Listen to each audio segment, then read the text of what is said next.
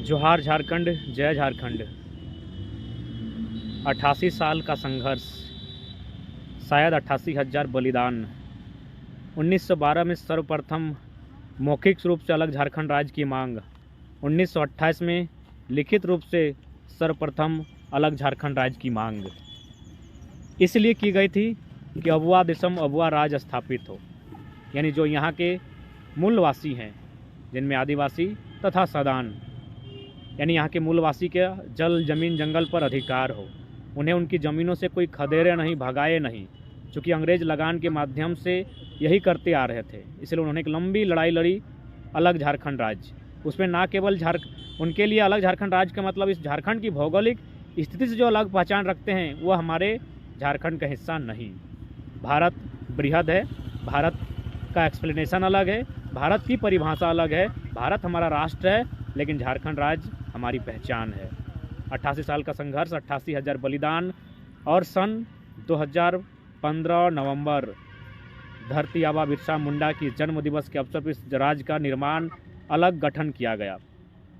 और लोगों ने उम्मीद लगाई, खासकर उन लोगों ने भी जो गांवों में, खेतों की पगडंडियों में, छोटे छोटे कस्बों में, छोटे छोटे मोहल्लों में 2-2 रुपये पाई पाई जुगाड़ करके अपने खेत खलिहान के फसलों को बेचकर परीक्षा की तैयारी करने लगे। उन्होंने उम्मीद लगाई कि अब हमें भी इस राज्य में अफसर बनने का मौका मिलेगा, इस राज्य की परिस्थितियों को समझने का मौका मिलेगा, इस राज्य में अपने हुनर के अनुसार अपने कार्यों को चुनने का अवसर मिलेगा। और इसी क्रम में जेपीएससी जेएसएससी का गठन, जो कि प्रत्येक प्रदेश की अपनी कहानी है। उस प्रदेश की अपनी स्टाफ सिलेक्शन कमीशन बोर्ड होती है, उस प्रदेश की अपनी पब्लिक सर्विस कमीशन की एक बोर्ड होती है, और जेपीएससी जेएसएससी जैसी संस्थाएं और उनके माध्यम से परीक्षा लिया जाना आगाज़ हुआ। और अगर जेपीएससी की बात कही जाए तो आज तक 7 बार जेपीएससी लिया गया है 24 सालों में, मात्र 7 बार, जबकि जेपीएससी का नियम है प्रत्येक साल कंडक्ट किया जाना। ठीक उसी प्रकार जेएसएससी सीजीएल की भी बात करें तो लंबे अंतराल के बाद परीक्षा ली जाती है, लेकिन उससे पहले छात्र तैयारी करते हैं। कैसे तैयारी करते हैं ये आपसे और हमसे बेहतर कोई नहीं जानता है। ठीक है, आज हम लोग आंदोलन कर रहे हैं, आज हम लोग लगातार लीडर के रूप में जाने जा रहे हैं, लेकिन हम भी तैयारी करते थे, आज भी हम भी पढ़ते हैं, 2-2:30 बजे 3 बजे रात तक पढ़ते हैं। पीएचडी की जब तैयारी करनी होती है परीक्षा की, आज भी रात को पढ़ते हैं। हम भी समझते हैं, आप भी समझते हैं कि स्टूडेंट कैसे तैयारी करते हैं। कैसे तैयारी करते हैं ये बताने की आवश्यकता नहीं है। सबसे पहली बात, वो घर में तो परीक्षा की तैयारी कर पाना अब आसान नहीं है, क्योंकि घर में बहुत दिक्कत हो जाता है। घर में खेती बाड़ी, अपने मवेशी, घर की माता पिता की समस्याएं, तो स्टूडेंट क्या करते हैं, अपने आप को सेपरेट करता है।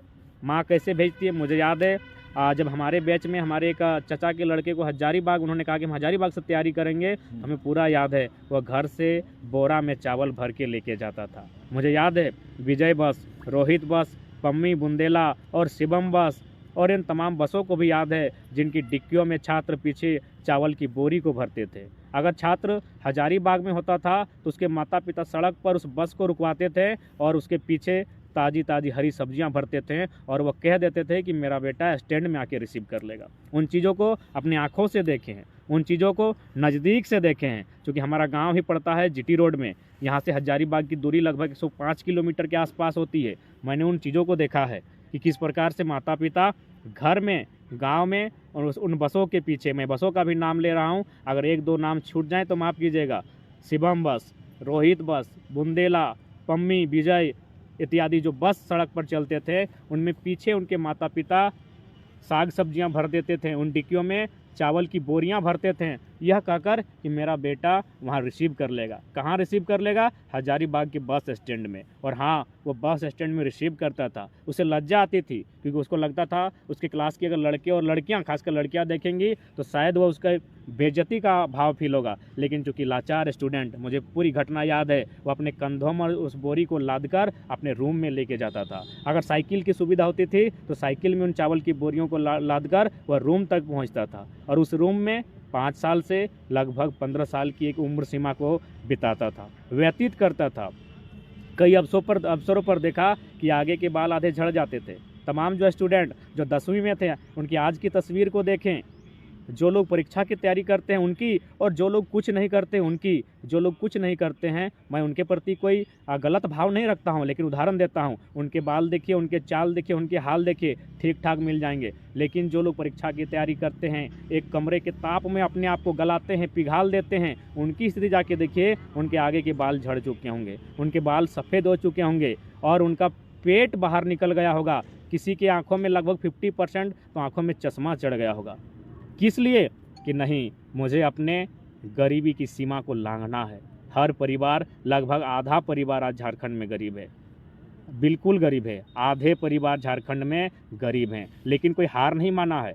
गरीब पैदा होना गलत नहीं है, गरीबी में मर जाना शायद गलत है। इस धारणा के साथ हर परिवार में एक बेटा ज़रूर ऐसा होता है जो उस गरीबी की सीमा को लांघने के लिए संघर्ष करता है, वह मेहनत करता है। और वो क्या मेहनत करता है कि एक परीक्षा में बैठना है, उस परीक्षा को पास करना है, वीडियो बनना है, सीओ बनना है, दरोगा बनना है, या कोई अधिकारी बनना है। और अपने परिवार में जो टैग लगा है, उसके परिवार में जो धब्बा लगा है गरीबी होने का, उस धब्बे से मुक्ति दिलाना है। उस परिवार को मुक्ति दिलाना है जो परिवार आज कई वर्षों से गरीबी में, तगहाली में जीवन यापन कर रहा है।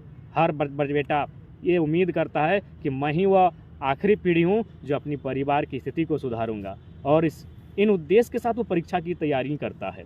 लेकिन आज पता नहीं झारखंड में किस सूर्य ग्रहण का उदय हुआ है, न जाने इस राज्य को किस प्रकार का ग्रहण लगा है। आज लगातार हम लोग सुनते आए हैं, जब हम लोग 10वीं में 12वीं में थे तब भी सुनते आए हैं, और आज जब PhD के आसपास हो आए हैं तब भी सुन रहे हैं कि यहाँ फर्जी होता है, यहाँ घोटाला होता है, यहाँ प्रश्न पत्र लीक होता है। 1 घंटा के घर जाने से पहले आपको पता चलता है कि प्रश्न पत्र लीक हो चुका है। सोच के देखिए क्या बीत रहा होगा उस छात्र पर, सोच के देखिए क्या बीत रहा होगा उस परिवार पर। मुझे याद है जब भी हम लोग अपने घर में बोलते थे कि आज एग्ज़ाम है, क्या तैयारी होती थी घर में। सुबह माँ उठ के, या फिर अगर मामा घर में होते थे तो मौसी उठकर सुबह सुबह पराठा, क्योंकि परीक्षा देने वाले स्टूडेंट का थोड़ा डिमांड भी होता है कि आज थोड़ा संतोषजनक खाना खिलाइएगा। सुबह भुंजिया रोटी तैयार करके देते थे कि आज परीक्षा में जाना है। परीक्षा में जाने से पहले क्या हाल होगा आपको भी याद होगा। घर के बुजुर्गों का, गाँव में जितने भी लोग हैं सबको पाँव छू कर जाते थे,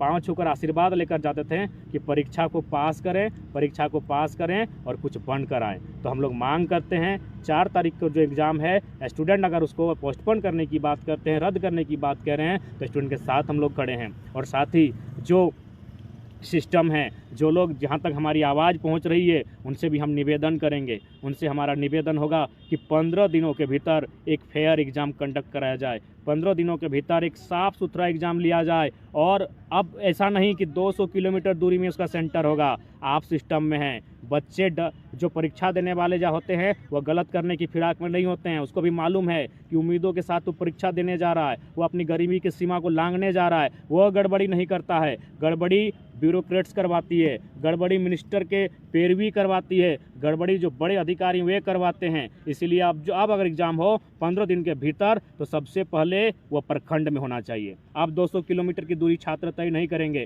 ठंड का मौसम है, कई बहन, लगभग सैकड़ों नहीं हजारों बहन ऐसी है जो अपने बच्चे को गोद में लेकर जाती है। इस ठंड में उतनी दूरी अब तय नहीं करेंगे। हर किसी को उसका प्रखंड स्तर का सेंटर मिलना चाहिए, होम सेंटर मिलना चाहिए। 10 किलोमीटर से अधिक की दूरी किसी की नहीं होनी चाहिए। इस बात का आप ख्याल रखना होगा, क्योंकि दोषी आप हैं, सिस्टम दोषी है। अब छात्र आपकी दोषी की गलती की सज़ा नहीं भुगतेगा। अथवा सेंटर सुविधा अनुसार होना चाहिए, और सेंटर अब होम होना चाहिए, प्रखंड स्तरीय सेंटर होना चाहिए, और 15 दिनों के भीतर। नहीं तो सोच के देखिए वो क्या कर सकते हैं। हो सके कुछ लोग कहीं आत्महत्या का प्रयास कर सकते हैं। कैसे नहीं करेंगे? वो विद्रोही बनेगा, क्यों नहीं बनेगा? क्यों नहीं ऐसे लोग नक्सली की राह में बढ़ेंगे? ये सिस्टम दोषी है, ये तमाम ब्यूरोक्रेट्स दोषी है, ये तमाम आला अधिकारी दोषी हैं जो अपना घर बनाने के लिए, अरे घर तो आपका बन चुका है, आप जगह जगह अपनी ज़मीन खरीदने के लिए, जगह जगह आप लोग अपना राजमहल खड़ा करने के लिए हर एग्ज़ाम में धांधली करते हैं। आप छोटे बड़े एग्ज़ाम में 20 लाख 25 लाख रुपए का घूस लेते हैं। ये शर्मनाक विषय है।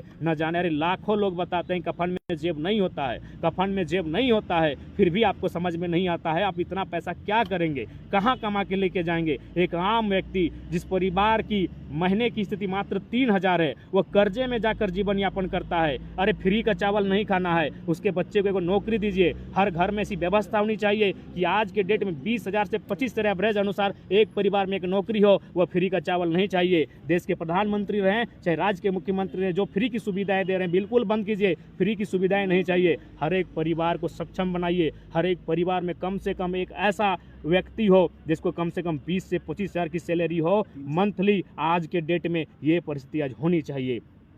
बहुत ही दुख का विषय है, बहुत ही दुर्भाग्य का विषय है, बहुत ही शर्मनाक विषय है कि आज हमारे सपने पल भर में चकनाचूर हो जाते हैं। आज हमारे सपने एक व्यक्ति की लालच के कारण लीक हो जाते हैं, और वह तब और दुगना हो जाता है जब पड़ोसी राज्य से उसका कनेक्शन होता है। अरे पड़ोसी राज्य से हमने अलग राज्य इसीलिए लिया था कि उनका हस्तक्षेप नहीं होगा, उनका यहाँ किसी प्रकार का हस्तक्षेप नहीं होगा। आज तमाम छात्र और तमाम लोग, तमाम अभिभावक जो कहते हैं बाहरी भीतरी की लड़ाई, अब लीजिए समझ के देखिए कि जरा क्या हमारा बयान या हमारा आंदोलन गलत था। बिल्कुल बाहरी भीतरी की लड़ाई सही थी। हमने कभी नफरत नहीं किया है। वे लोग हमें नफरत के दृष्टिकोण से देखते हैं, इसलिए वो कभी नहीं चाहते हैं। ये CGL की परीक्षा थी, यानी ग्रेजुएशन लेवल की परीक्षा। ग्रेजुएशन यानी राज्य की रीड, ग्रेजुएशन यानी राज्य के जो रीड हैं ऐसे युवाओं की परीक्षा थी। अब वे अगर टूटेंगे, अगर वे कमज़ोर होंगे तो राज्य टूटेगा, राज्य कमज़ोर होगा और राज्य की रीड कमज़ोर होगी। इसलिए इस बात को समझिए। और किसका संबंध है? बिल्कुल पटना से संबंध है। इसलिए हमारी लड़ाई बिल्कुल गलत नहीं है, बाहरी भीतरी की लड़ाई कोई गलत नहीं है। झारखंडियों के लिए बना है, इस बात को आपको जानना होगा,